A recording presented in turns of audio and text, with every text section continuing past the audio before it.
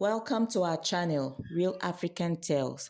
Please support us by liking, commenting, sharing, and subscribing to our channel as we bring you content that portrays our culture and heritage. Thank you. In Isalu village, there lived a young boy named Ekene. He was the only child of a poor farmer. The parents worked as hard as they could in their farms so they could get enough farm produce to sell each market day. They kept this money in a pot buried in their room, using only little to feed. This practice went on for years because they wanted to make sure they fulfilled the dreams of their son becoming a medical doctor.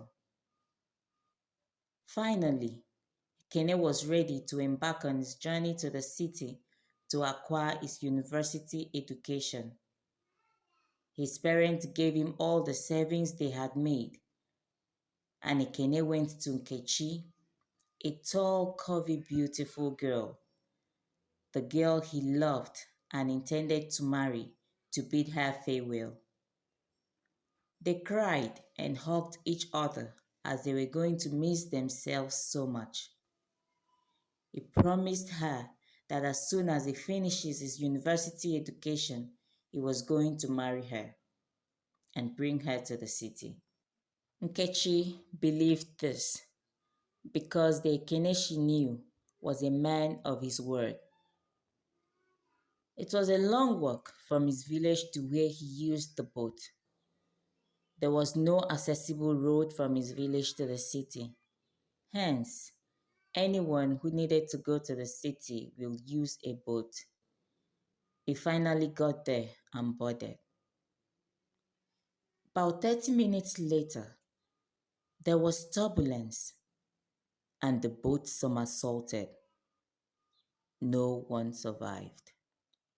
The news reached the Kene's parent and Kechi, the love of his life, as his body was found a day later by the seashore and brought for burial.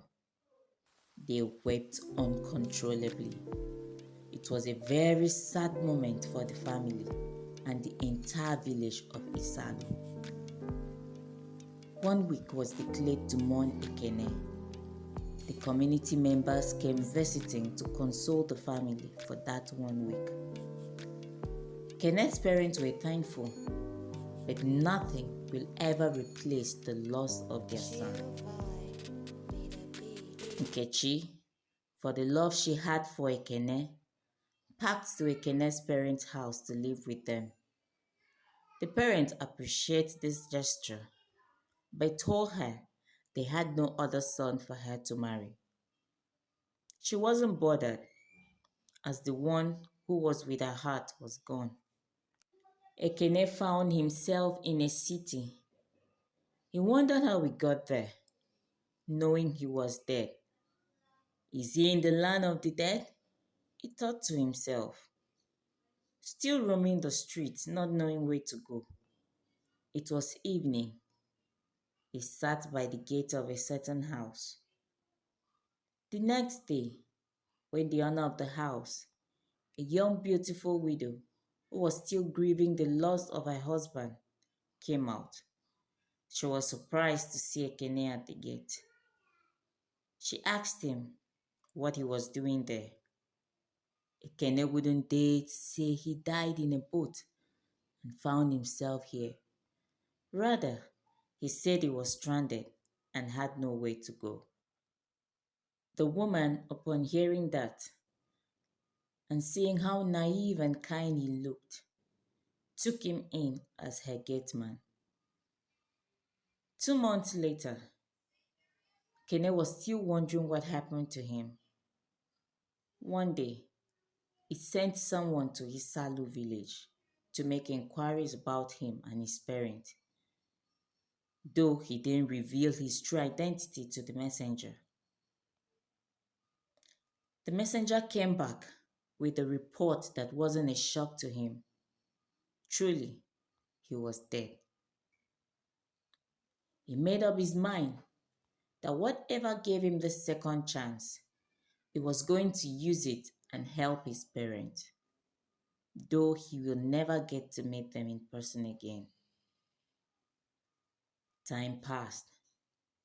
Nena, the lady who brought Ekene in, grew madly in love with him because everything he did reminded her of her late husband.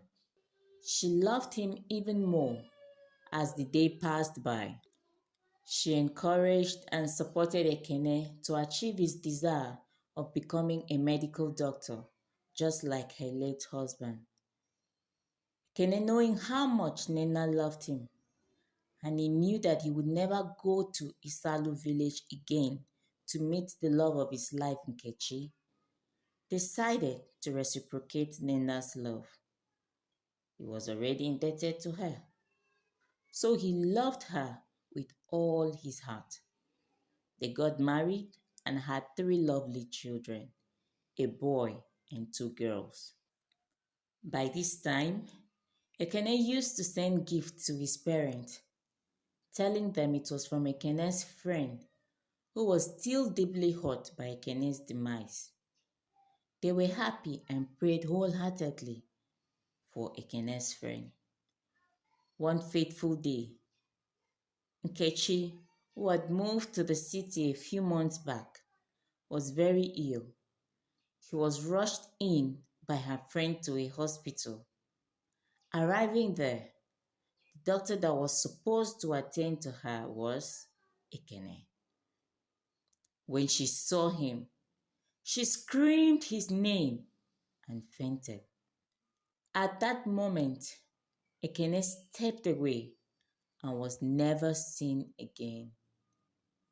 Kechi was revived, and Nina began questioning her.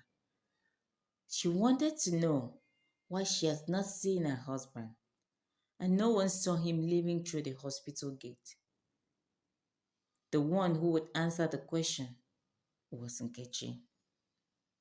So Nina asked softly, without expressing any form of worry, "Why did you scream when you saw the doctor?"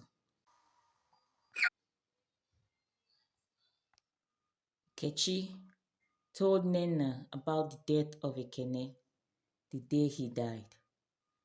Nena remembered her husband Ekene saying his family died in a boat wreck and he had no reason to go home as it only reminded him of his late parents. Finally, Nena, alongside her children, were taken to Ekene's village where she met his parents. They all wept together. It dawned on Nena that maybe her husband came back in Ekene's body to console her for leaving their young marriage at her tender age. Thank you for listening to our story. Please support us by liking, commenting, sharing, and subscribing to our channel. Thank you.